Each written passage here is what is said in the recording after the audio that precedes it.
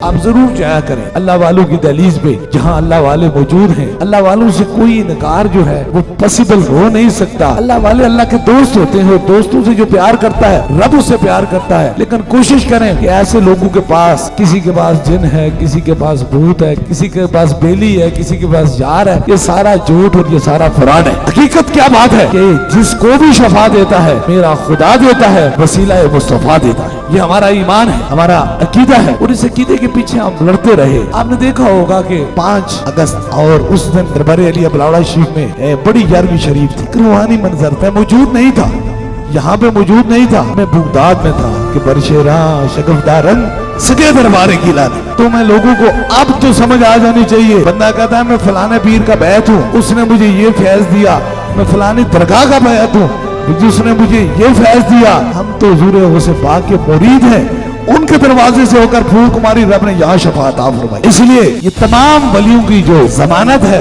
یہ در مرشد پہ ہوتی ہے حضور غوث پاک کی، کیونکہ حضور غوث پاک جو ہیں وہ تمام ولیوں کے سردار ہیں اور ان کے قدم مبارک تمام اولیاء اللہ کی گردن پہ موجود ہے۔ کسی کی جرت ہو سکتی ہے کہ وہ غوث پاک کے دربار سے پھول مارے اور پھر دربار علیہ بلاوڑا شریف میں لوگوں کو شفا ہو، یہ میرے مرشد کی مجھے اجازت ہے۔ یاد رکھ لیجئے کہ جن کے مرشد پیرانے پیر ہوں انہیں ان جادوگروں سے، ان نوسر بازوں سے کوئی فرق نہیں پڑتا ہے۔ اس لیے یہ وہ جگہ ہے جہاں حضور کا بھی کرم ہے اور حضور غوث پاک کی بھی نگاہ کرم ہے۔